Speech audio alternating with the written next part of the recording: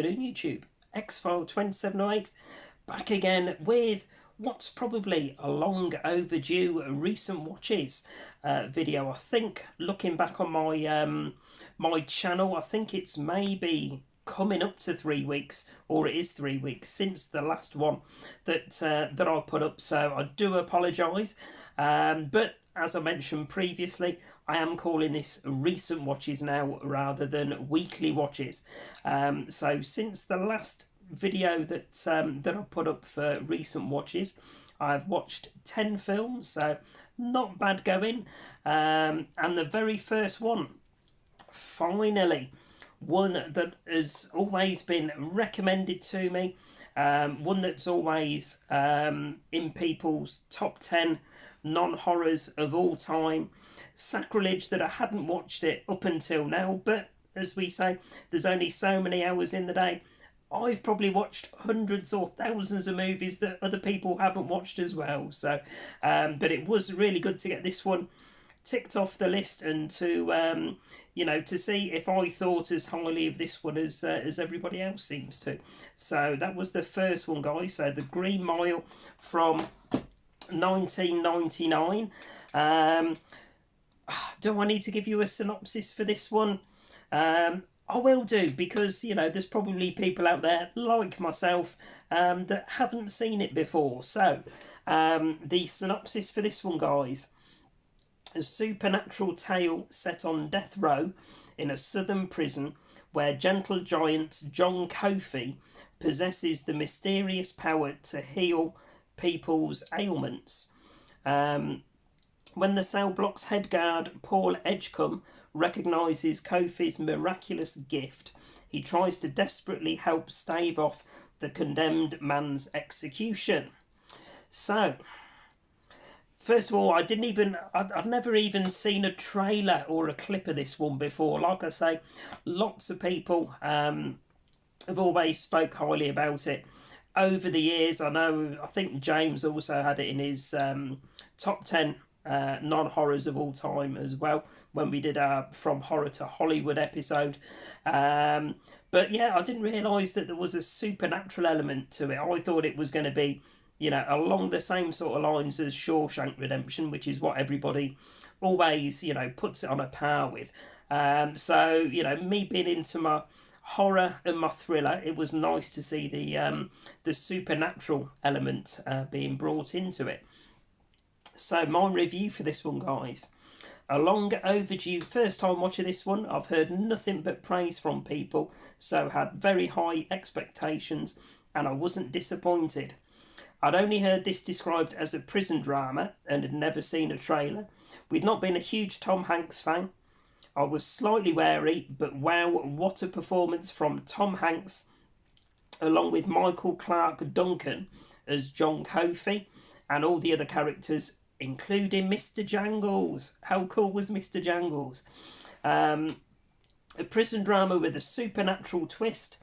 Excellent performances from all concerned, and despite this running over 3 hours, it had me drawn in from start to finish. Gripping and intense in places, but heartwarming and a tearjerker as well. Even this hardcore horror watcher had a lump in his throat towards the end of the movie. So, a solid 4 out of 5 from me, and very much deserves its place alongside Shawshank Redemption, with which it is always compared. So that was my review for Green Mile. Thoroughly enjoyed it.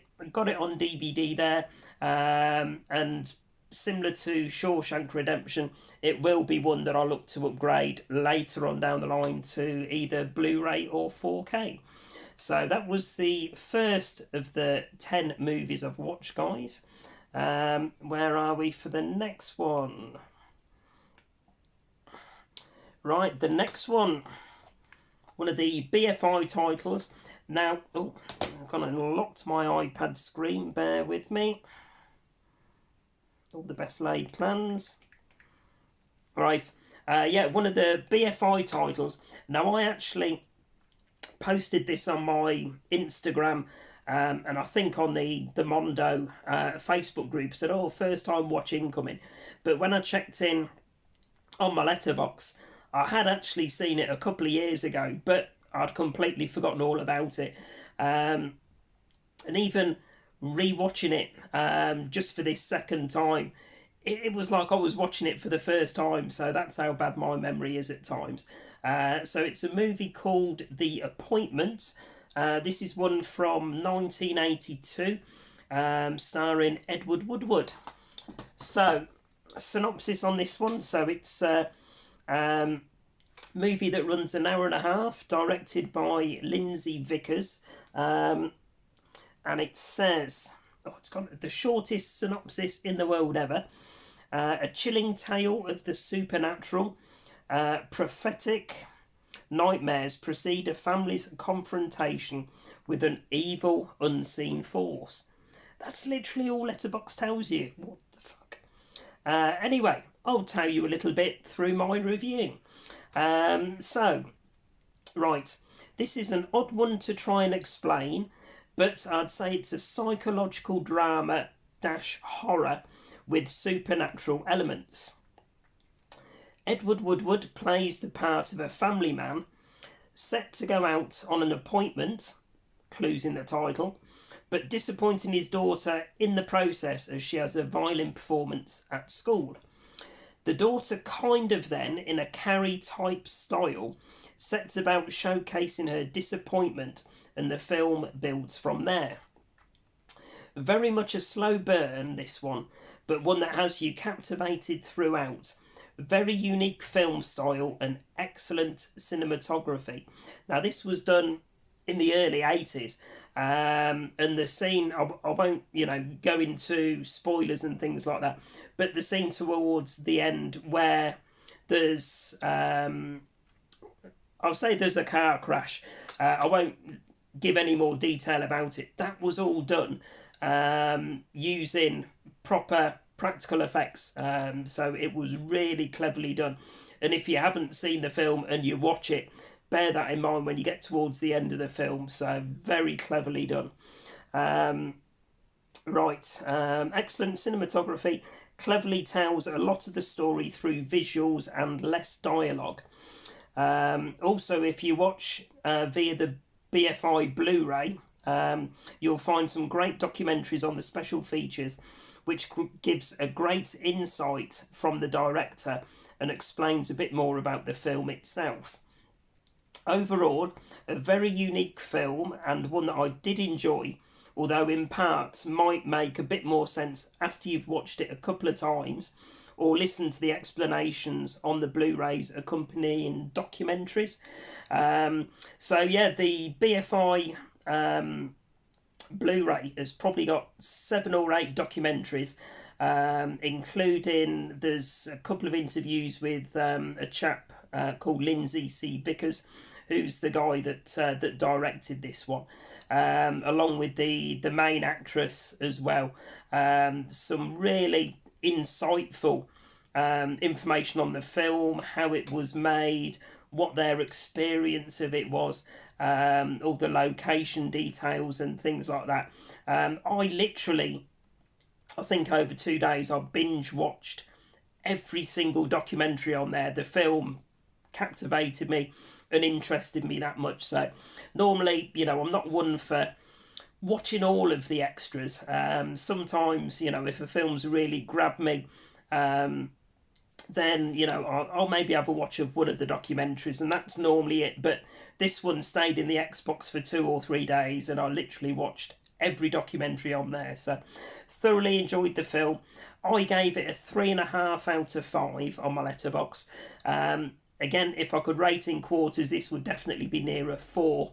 So I would rate it 3.75 out of 5. So there we go, guys. That's The Appointment from 1982. Right, next up. This is going to be one that I'll need to do a little bit of video editing for. So the next documentary that I watched was... There we go. My Scientology movie. Oh, bloody hell. I've always got a bloody itchy nose when I'm doing a video. My Scientology movie with Louis Theroux. And my screen's gone off again. I keep leaning on the iPad as opposed to the lamppost. Bear with me, guys. Yep, My Scientology Movie. I have seen this one a couple of times before. It was one produced by Louis Theroux back in 2015. Massive fan of Louis Theroux. All of the the documentaries he does, his style of interviewing, how he very chilled out interviews people, but some of the questions he asks are really probing, it does get some good reactions at times. Like I say, I've seen the Scientology movie a couple of times before, but I hadn't seen it for a few years, so fancied giving it a watch. So it was one sacrilege I haven't got on DVD at the minute, so I watched it on my Fire Stick Plus service. And the synopsis for this one, guys. What Hollywood didn't tell you about one of the world's most secretive religions. Following a long fascination with the religion and with much experience in dealing with eccentric, unpalatable and unexpected human behaviour, the beguilingly unassuming Theroux won't take no for an answer when his request to enter the church's headquarters is turned down. Inspired by the church's use of filming techniques and aided by ex-members of the organisation, Theroux uses actors to replay some incidents people claim they experienced as members in an attempt to better understand the way it operates. In a bizarre twist, it becomes clear that the church is also making a film about Louis Theroux. This was an absolutely fantastic, I can't even get my words out, and fascinating documentary all about Scientology, which, by all accounts, it seems as though they're a bit of a eccentric cult over in America. That people seem to pay a lot of money into them to move up the rankings within the organisation. People are terribly mistreated, brainwashed. They've even got the likes, I don't know if he's still, like I say, this was, 10 years ago this was done, but at the time they had the likes of Tom Cruise in the organisation as well. I think by all accounts he must have paid millions as time's gone on to progress himself through the rankings of the organisation. So, but yeah, absolutely fantastic documentary with Louis Theroux. Very quickly, guys, my review for this one. Really interesting, albeit worrying insights into the religion / cult of Scientology. Follow Louis as he interviews former inmates / followers of Scientology, how they brainwash people and how they attempt to deal with anybody that questions what and how they do things. If you like previous Louis documentaries and have an interest in religious cults, then this is a must watch. And I rate that a solid 4 out of 5. Like I say, if you've watched any of Louis Theroux's other stuff where he does documentaries based around different situations in America, like the gun laws, I think he did one about was it the KKK, I think he might have done, or something similar along those lines, different religious cults over in America. And he's obviously done his when Louis met interviews with different celebrities, the likes of I think Paul Daniels and Debbie McGee was one, Chris Eubanks, I won't say the chap's name, but now then, jewelry, all that sort of stuff. But yeah, absolutely brilliant interviewer and what do you call it, documentarian? I don't know, maybe, but yeah, makes absolutely fantastic documentaries. So yeah, if you've got an interest in what this Scientology is all about, I mean, there's even parts in there where they've got vehicles driving around behind Louis Theroux in his vehicle, recording all of his movements, and it really does creep you out in places. So absolutely fascinating watch if you haven't seen it before, and a solid 4 out of 5. So that was that one, guys. All right, let's try and get through things a little bit quicker. We're 15 minutes already. Next one I watched, again, I'll have to superimpose. Now, this was one that was part of the extras on here. It's a movie called The Lake from 1978. This appointment was done in 1982, but The Lake, which is a half an hour short, was Lindsay Vickers' first directorial role back in 1978. So I was really interested to see how it started for Lindsay Vickers. And it's sacrilege that Lindsay Vickers only did that short called The Lake and this one, and then wasn't asked to do anything else afterwards, because the two of them are both absolutely fantastic films. So it's on the BFI extras. So a movie called The Lake. Say movie, it's classed as a short. It runs 33 minutes. Synopsis for this one: a young couple go for a picnic beside a lake in the grounds of an empty house 3 years before the owner had murdered all of his family, killed his animals and disappeared.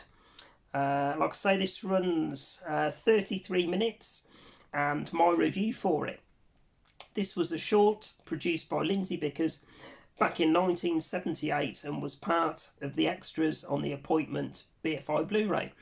It's a crying shame that Lindsay Vickers only did these two films, as he creates atmosphere and creepiness by the barrel load without the need for blood and gore.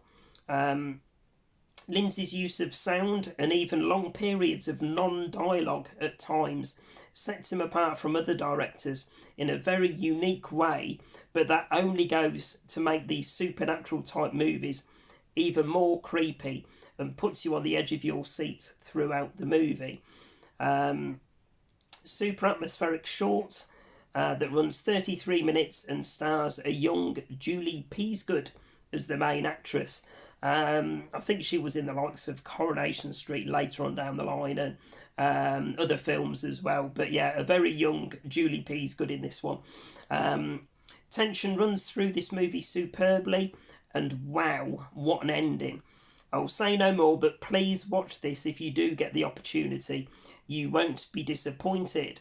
And I gave that one, again, 3.5 out of 5. If I could rank it up to a 3.75, then again, it would be a 3.75 easily. Like I say, if you pick up The Appointment on the BFI Blu-ray, tons of extras on there, including that 33-minute short from Lindsay Vickers. So both absolutely fantastic, and you won't be disappointed. So that was the next one, guys. Right. Next up, should have known better. This was one of my Anchor Bay ones that I'd picked up recently. You take the rough with the smooth. You look at that and you think, oh, that's an awesome cover. But as we all know, decent cover does not by any means mean it's going to be a decent film. So that's Scarecrow, and that is a movie from 2002. Directed by Emmanuel Itier, a high school outcast who lives in a trailer with his mother finally meets a friend. He wants to ask her if they can go the next step, but then sees her kissing another boy at a party. He runs home only to find his mother having sex with a drunk, which you do, yes. He starts yelling, but is countered by the drunk when he suffocates him and makes him look like he hung himself. The Scarecrow comes in when the boy's soul is pushed into it. He goes out for revenge. Like I say, brilliant cover, shit movie. My review for this one, guys. This movie really didn't gel with me from the off. with its opening 4 minute 10 seconds for the opening credits alone. I was losing the will to live after 4 minutes. Just the slowest opening credits with no visuals or picture or any part of the movie progressing at all. Literally just slow opening credits for over 4 minutes. I mean, what the fuck? Couldn't believe it. Anyway, apart from that, despite this movie being made in 2002, it is shot in 4:3 and is super low budget. Terrible actors that are given really irritating characters to play, from redneck trailer park trash to high school bullies. This movie is just full of every type of cliche character that annoys you from start to finish. If you're one of these people that gets really pissed off with certain characters in movies, then yeah, this one has them by the bucket load, so be warned. Thankfully, the majority of them do meet their match, albeit at the hands of the oddest killer scarecrow I've seen in a horror movie to date. Almost a Jackie Chan in disguise. I'm not joking. You'll see a scarecrow doing somersaults and backflips in this movie. If you like so bad it's dog shit movies, then you're in for a treat with this one. Don't be going into it expecting so bad it's good, because you're going to really be disappointed. The only saving grace with this movie is the fact that it runs 86 minutes, and 11 minutes plus of that are taken up with the opening and closing credits. Sadly, not a movie I'll be revisiting. So not only do they give us 4 minutes of opening credits with nothing else, they also give us over 7 minutes of closing credits just to drag out what was really an absolute terrible movie. For some reason, I gave this a 2 out of 5. I think I'm going to edit that back down to a 1.5. Absolutely terrible movie. If anything I've said there has piqued your interest, then good luck. But if it wasn't for it being an Anchor Bay release, it certainly wouldn't be staying in my collection either. Absolutely terrible film. So that was Scarecrow from 2002. Right, next one. I've got these out of order for some reason. Right, next one. Absolute banger. First time watch of the Dollars trilogy, the second one in the trilogy, starring the man, the legend, Clint Eastwood, and it's for a few dollars more, from 1965. Like I say, only really the last month or two been getting into watching my westerns. Obviously watched the first one in the trilogy a few weeks ago. Watched this second one recently, from 1965, directed by Sergio Leone. The Man with No Name is back. The Man in Black is waiting. A walking arsenal. He uncoils, strikes and kills. Two bounty hunters both pursue the brutal and sadistic bandit El Indio, who has a large bounty on his head. And my review for this one, guys. First time watch of this second movie in the Dollars trilogy. Another excellent performance from the main man Clint Eastwood, along with its supporting cast. Directed again by Sergio Leone, with an excellent score by Ennio Morricone. Superb movie from start to finish. For 1965, the DVD looks great. All these people pre-ordering, I'll get you the 4K. The DVD on my telly through the Xbox looked absolutely superb. So I'm more than happy with the DVD for the time being. It looked absolutely brilliant. Excellent cinematography, as you'd expect. Great shootouts and rivalries. And I love how the tension builds at times, but equally there's splatters of humour throughout the movie as well. I I love the introduction and shootout between the two bounty hunters. Such a funny moment in the movie as they duel shots between each other, resulting in Clint Eastwood's cowboy hat being shot out the air continuously for several shots. That had me fucking howling. I thought it was absolutely brilliant. Eventually, the two team up to track down Outlaw Indio and cash in on the $10,000 reward. Overall, a superb sequel, and I can't wait now to follow up with The Good, the Bad, and the Ugly. Now, I am really looking forward to The Good, the Bad, the Ugly. It will be a first time watch for me, and everybody that's spoken about the Dollars trilogy previously has always said their favourite is The Good, the Bad, the Ugly. So, seeing how well I got on with For a Few Dollars More and the first one, Fistful of Dollars, I've got the highest of expectations for The Good, the Bad, the Ugly.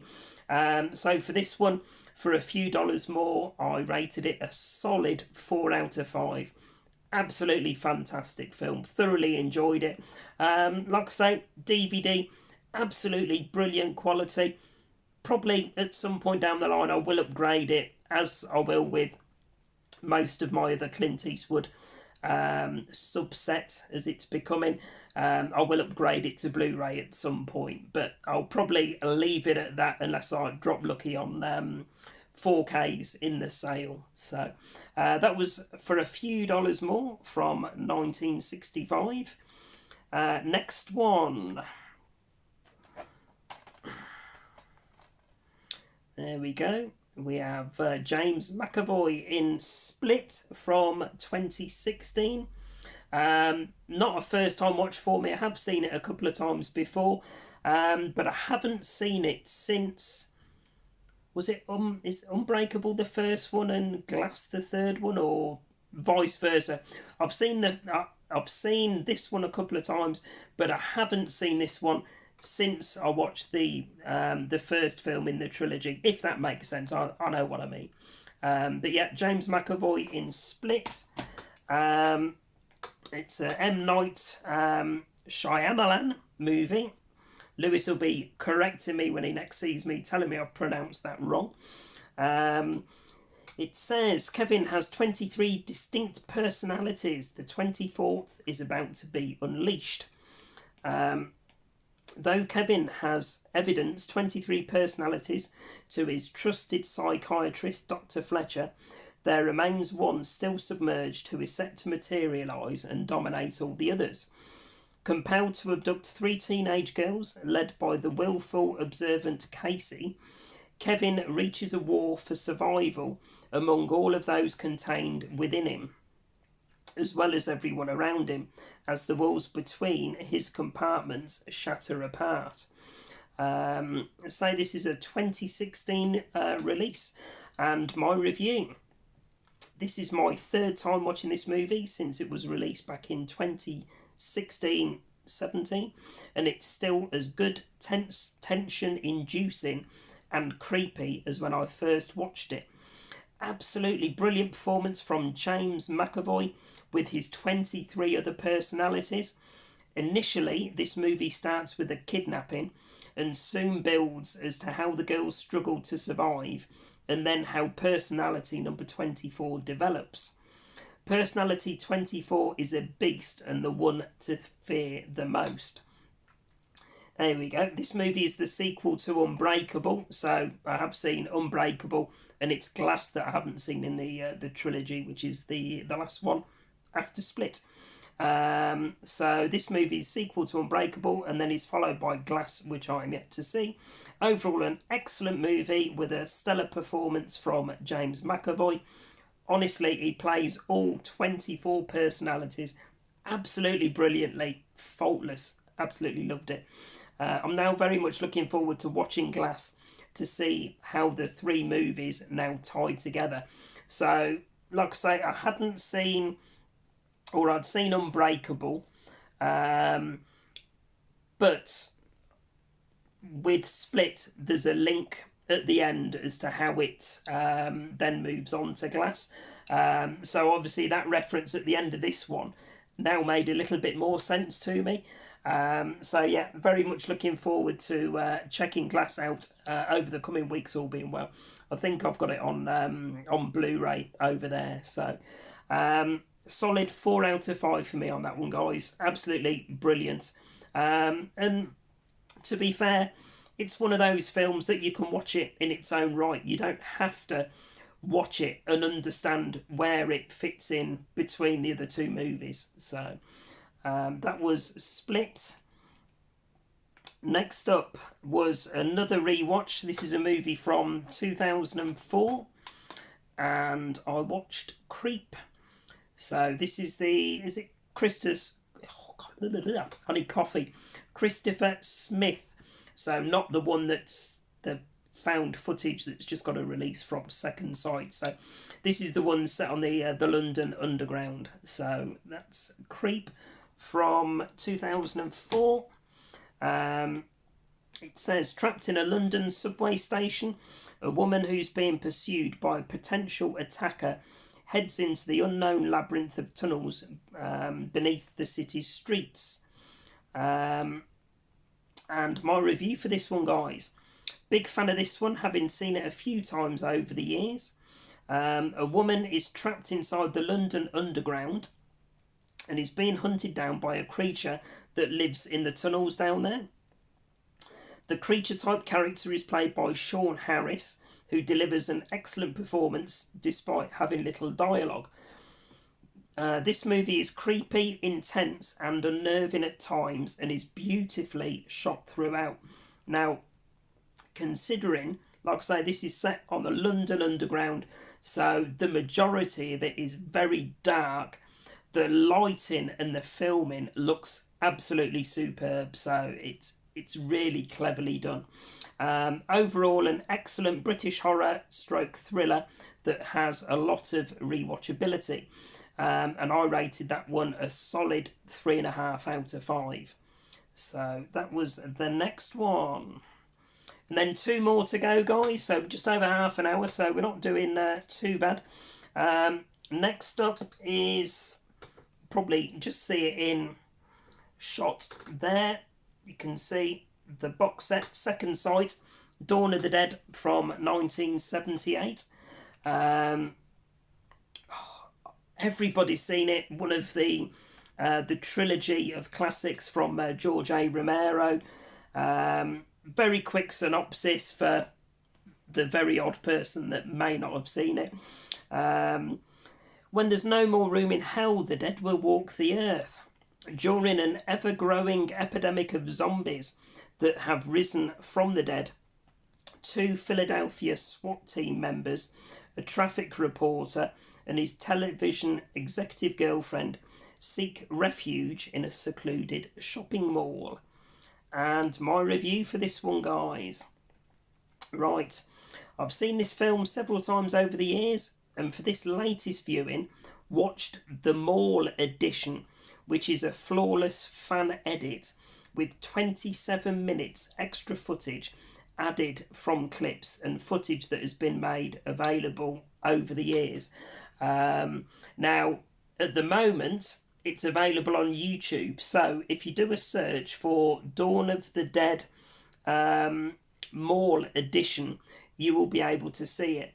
I think it runs something like, I think it's 2 hours 34, something like that. But literally every single scene that's been found that wasn't included in the original.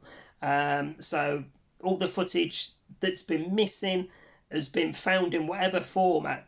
A fan has flawlessly edited it all together and uploaded it as this Mall edition, which for me is the most comprehensive edition of Dawn of the Dead ever been released. It's absolutely brilliant. So if you're a big fan like me, some people would say Day of the Dead, then Dawn, then Night. I do it the other way around. I go Dawn, and that's my personal favourite, then Day, then Night. But an absolutely fantastic trilogy. But yeah, if you're a big fan of Dawn of the Dead, then check out that mall edition. Whilst it's still on YouTube, it may well get pulled at some point, but it is the most comprehensive release of Dawn of the Dead, even above all of the releases that were included as part of that Second Sight box set. So absolutely brilliant. Anyway, for me personally, this movie is my favourite in the Romero Dead trilogy, closely followed by Day Then Night. I love the score to this movie, the premise of it being set in a huge shopping mall, the hundreds, thousands of zombies, all with their individual distinctive looks, the fact that they're wandering aimlessly and plod along, as opposed to today's modern zombies where they're hyper aggressive and can run. So for me, you know, zombies are slow, they're plodding, they're a bit thick, but you know, they'll cause damage if they manage to get hold of you. I'm not into these like World War Z, absolutely, you know, Linford Christie style zombies, but each to their own, isn't it? Overall, a superb movie, and I'd probably go as far to say my favourite zombie movie of all time. Any edition of this movie is superb, but if you can track down the mall edit that runs 2 hours 34, then you're in for an extra special treat. So yeah, Dawn of the Dead, like I say, my all-time favourite in the Romero trilogy. So it was great. I mean, it's probably one I watch once a year maybe, but it was the first time that I'd watched that mall edition, and it was absolutely fantastic. So that was that one, guys. And then sadly, I finished my recent watches with an absolute stinker. Again, awesome cover, worst film, I would say, of the week, but you know, this is what I've watched over the last few weeks. But certainly the worst film out of all of this bunch that I've been talking about. Absolute terrible movie. So it's called Clown Motel, but it's also known as Clown Motel Spirits Arise from 2019. There is another, God help us, there's another release just called Clown Motel, which is different to this one, even though the cover says Clown Motel, but the movie is Spirits Arise. Confused? Yeah, I am. So, Clown Motel. This is a movie from 2019. A group of ghost hunters coming back from an old ghost town and a bachelorette party, returning home from Las Vegas, stumble across the Clown Motel, located in the middle of nowhere. Though no one is there to greet them, the two groups decide to stay for the evening. After a wild night of partying, they awake to find their vehicle sabotaged, leaving them stranded, left to discover if this motel is truly abandoned or if it is home to souls of the clowns who once lived there. Right. 96 minutes this film was.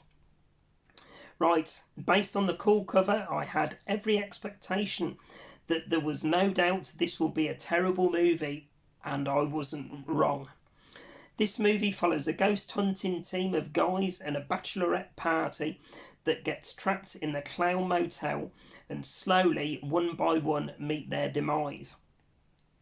Sadly, the kills all seem to be off camera, and then all you see is the resulting dead person using some of the worst practical effects I've seen in a movie to date.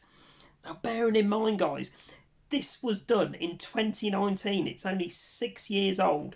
But for some reason, literally, I don't know what you'd say, 95, 98% of the kills were all done off camera. And then you just see some really bad practical effects. You know, if me and Lewis would have gone into the kitchen and mixed up some red paste and a couple of red stringy bits and attached them to the side of someone, it would have looked equally the same. It's that bad.